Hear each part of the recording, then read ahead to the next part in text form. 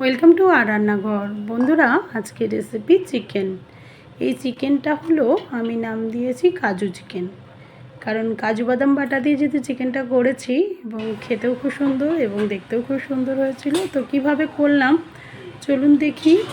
তো প্রথমে কড়াই আমি সর্ষের তেল গরম করতে দিয়েছি, তার মধ্যে একটা তেজপাতা দিয়ে দিলাম। গোটা গরম মশলার মধ্যে দারচিনি, এলাচ, লবঙ্গ দিয়েছি। তো তারপর চিকেন প্রায় 750 গ্রাম মতো চিকেন ছিল। তো চিকেনগুলো ধুয়ে পরিষ্কার করে নিয়েছিলাম, সেই চিকেনগুলো আমি সর্ষের তেলে দিয়ে দিলাম।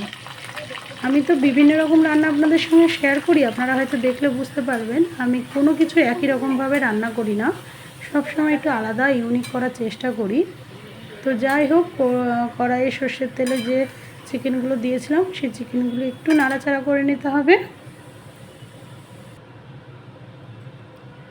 একটু ভেজে নেওয়ার পর দেখুন আমি কাজু বেটে রেখেছি, শুধু কাজু, সেই কাজু বাটা চিকেনে দিয়ে দিলাম।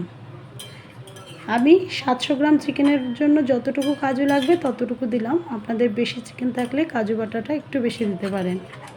কাজু দেওয়ার পর একটু কষিয়ে নিতে হবে। যখন একটু কষানো হয়ে যাবে তখন উপর থেকে কাঁচা পেঁয়াজ দিয়ে দিলাম।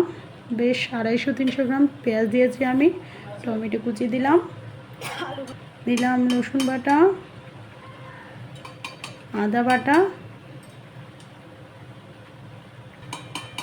স্বাদ মতো লবণ, হলুদ গুঁড়ো, জিরে গুঁড়ো, ধনে গুঁড়ো, লাল লঙ্কার গুঁড়ো দিয়ে দিলাম। আর এই যে একটা মশলা দিলাম, এটা হলো বিরিয়ানি মশলা। এই মশলা দিয়ে মাঝে মাঝে চিকেন বা মাটন রান্না করে দেখবেন, ভালো লাগে খেতে, একটু আলাদা টেস্ট আসে। সব কিছু দিয়ে মাংস দিয়ে ভালো করে নাড়াচাড়া করে মশলাগুলো চিকেনের সাথে একটু ভালো করে কষিয়ে নিতে হবে।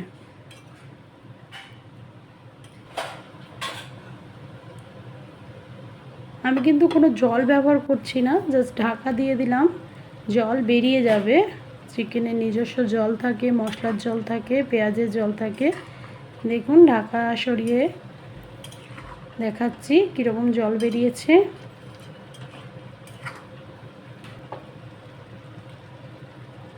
এই মোমেন্টে আমি 1 চামচ টক দই দিলাম। টক দই দিয়ে আরও একটু ভালো করে কষিয়ে নিচ্ছি।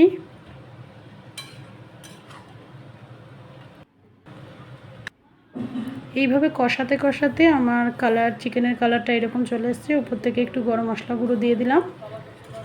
এইভাবে শুধু কষিয়ে যাব, জল আমি ব্যবহার করিনি। এমনিতে আমি চিকেনে বা কোনো রান্নাতে জল খুব কম ব্যবহার করি। জাস্ট কষিয়ে যেতে হবে, আস্তে আস্তে কালার ছেড়ে দিবে এবং চিকেনও সেদ্ধ হয়ে যাবে। আমার কাজু চিকেন রেডি। এবার সার্ভ করবার পালা। আমি পাত্রে ঢেলে নিচ্ছি।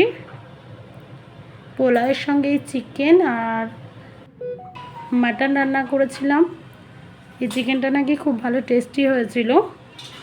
আপনারাও এইভাবে করে দেখুন। ভালো থাকবেন, সুস্থ থাকবেন।